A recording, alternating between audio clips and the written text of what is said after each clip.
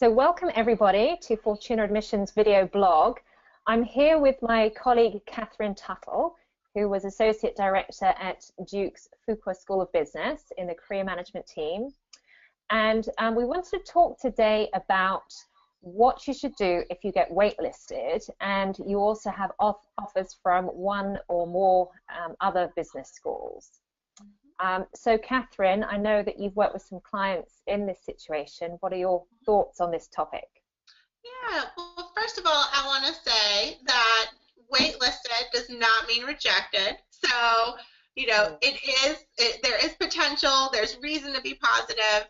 And so oftentimes people are very, very frustrated, especially when it's their top choice school, but it's not a no. So the next step is, how do we continue to stay top of mind with that school and provide all the information that they need to make an educated decision as they move forward with the admissions process, and hopefully one that works in our favor. So I have a client right now that's going through that.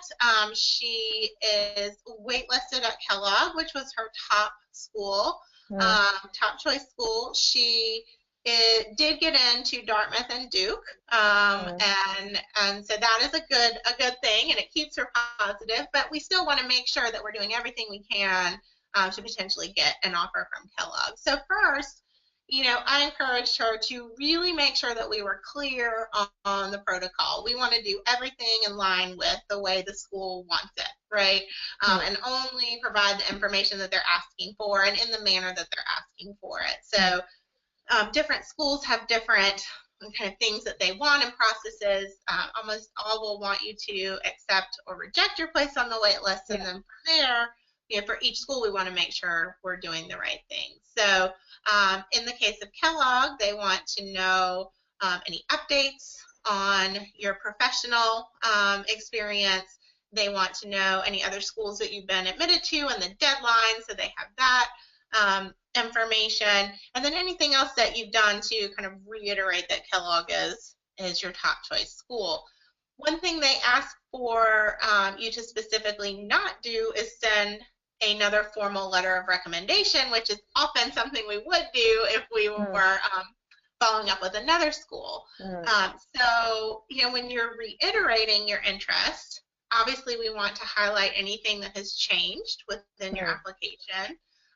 In the case of this client, her boss actually left the company, so she took on an incredible amount of responsibility since her application was submitted, and oftentimes that was months ago, so things can happen. So let's let them know, you know, what's happening professionally, what projects have you taken on, what results have come that we didn't have, you know, any promotions, that type of thing.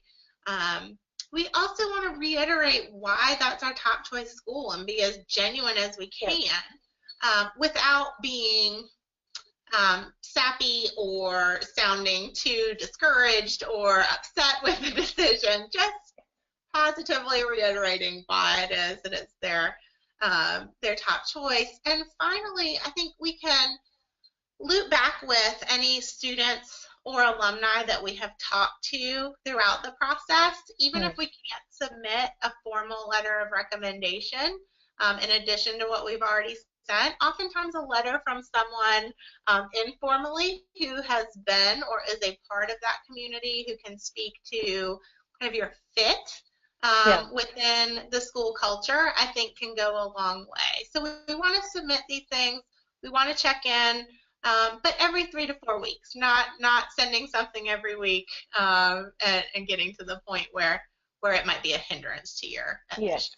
Yeah. And I certainly remember my days in the admissions office and candidates who are waitlisted who would, you know, get a reputation for being somewhat of an annoyance because they'd be, you know, calling their admissions officer nearly every day. So you need to be careful to avoid getting that reputation. But as you say, you know, keeping on the radar screen and, you know, continuing to show your motivation and commitment to the school. Yes. Yeah, exactly. What are your thoughts on campus visit in the context of being waitlisted?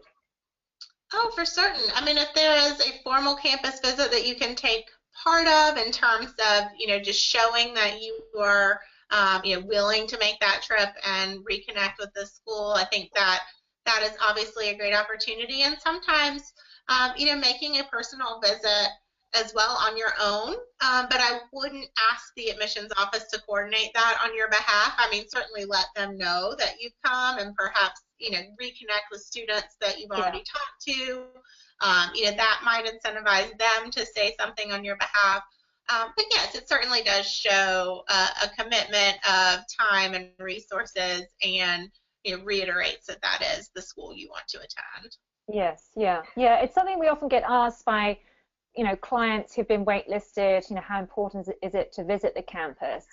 And, as you said, I think it's useful, it's valuable, but they need to be aware that it's not necessarily going to swing things in their favor, because the admissions office is also, they're trying to be careful that they don't give preference to candidates who visited campus over candidates who have not visited campus. They're trying to, keep the playing field level for everybody. So whilst, it's good to show your motivation, your commitment, and, as you say, you may be able to connect with someone who would put in a good word for you. So, that's certainly not going to do any harm. If that happens, it can, it can be helpful. But don't assume that that's going to really tip things in your favor. I think the things that really can make a big difference, you mentioned earlier, if you can give an update on additional projects that you've taken on, promotion, or if you've retaken a GMAT and got a higher score, or got some really interesting international experience, or some accomplishment in your extracurriculars. Those are things that are very interesting for the admissions office to hear about, and can actually enhance your profile and might tip things in your favor. So great, all good stuff. Thank you very much, Catherine, and look forward to chatting again soon. Thank you. Thanks, bye.